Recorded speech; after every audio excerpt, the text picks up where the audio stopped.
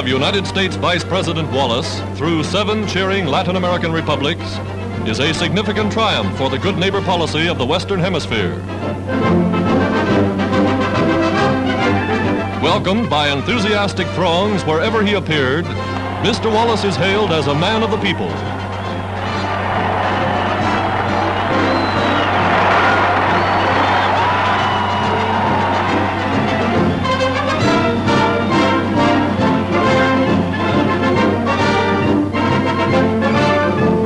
The day the Vice President arrived in Bolivia, that country declared war upon the Axis.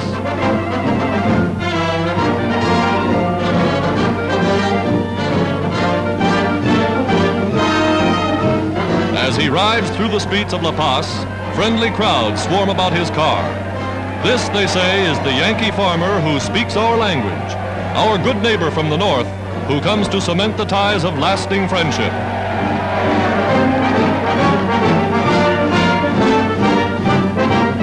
Ending his 5-week tour, Mr. Wallace pays his respects to Bolivia's President Penaranda.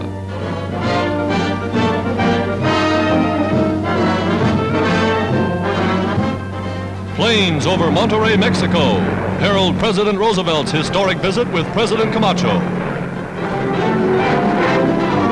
The first ladies of the two nations meet, as for the first time in 34 years, a United States president stands upon Mexican soil. Not until 6 hours before his arrival did Monterrey know of Mr. Roosevelt's coming.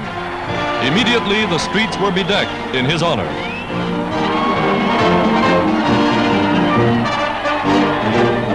Young cadets salute the distinguished visitor as units of Mexico's regular army pass in review. A significant and impressive display of America's allies.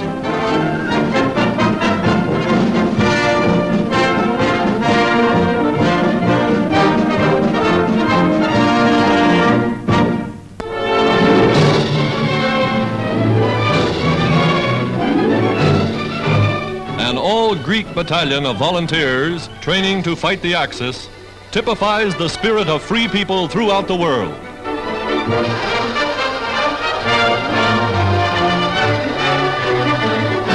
French foreign legionnaires embarking for Tunisia. Already with strong units of fighting French, they're moving up with the British 8th Army in the drive to crush Rommel. One by one, the armies of a people who will never bow to the Axis yoke are reforming to march with the United Nations. Day after day, from Britain, from Canada, from America, fresh contingents of combat troops are pouring into North Africa.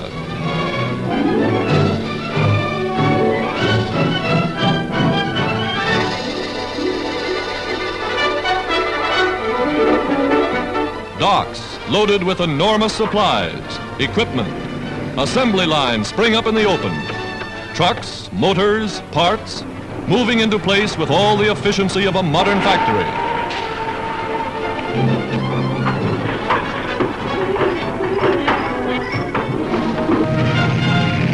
In a sector on the Tunisian front, fleets of mighty tanks advance across the open plain. Allied tanks and Allied guns moving up for the final show.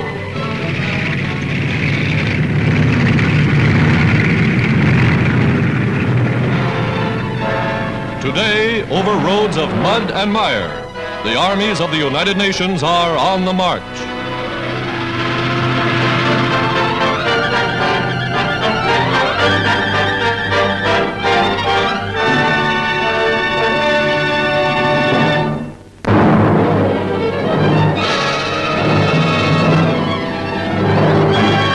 The United States aircraft carrier Hornet, part of a task force steaming into Japanese waters, is now revealed as the secret base from which American planes first bombed Tokyo.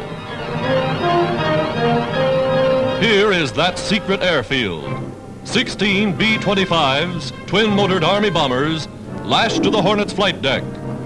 The dramatic saga of a combined Army-Navy mission that brought panic to Japan and stirred the world for its brilliance and daring. Colonel Doolittle, now a Major General, assembles his 80 volunteers before the flight. Not until this moment is their objective revealed, the heart of the island empire. A fitting touch. Japanese medals awarded United States officers for humanitarian aid to the Japanese people are returned attached to 500-pound bonds. Now, in heavy seas, some 800 miles off Japan, enemy patrol boats are sighted and sunk.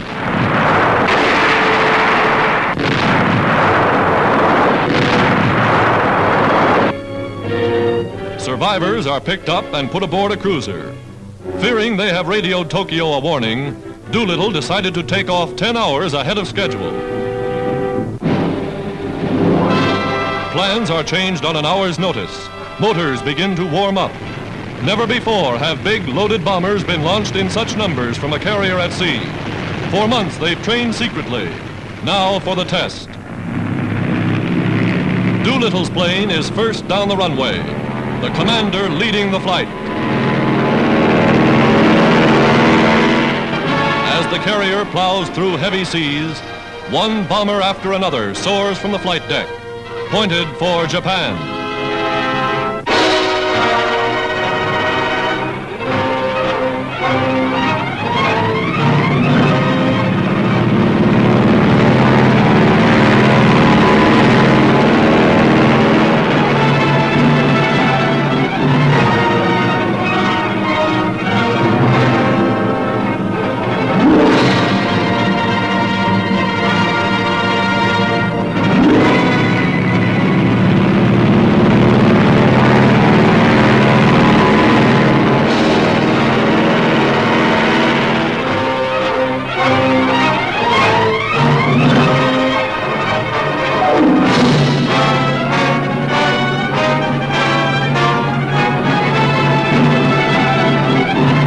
The sea grows rougher, the weather worse, but not one plane fails to get into the air.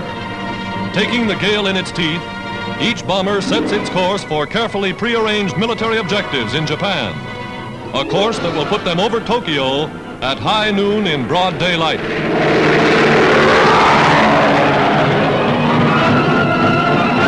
The Yokosuka Naval Base ablaze.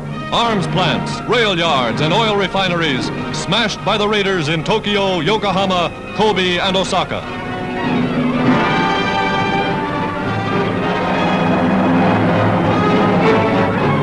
Then journey's end for the great adventure. Fuel gone, 15 of the planes are wrecked as their crews are forced to bail out over China and Japanese-occupied territory. The Japanese government flatly admits that of 8 uniformed flyers captured, some have been executed. This in flagrant violation of all international law. 64 of the 80 men who took off were rescued, and most of them have returned to duty. In Chongqing, Madam Chiang Kai-shek honored Doolittle and his gallant men for a raid that did much to shake the complacency of the Japanese warlords.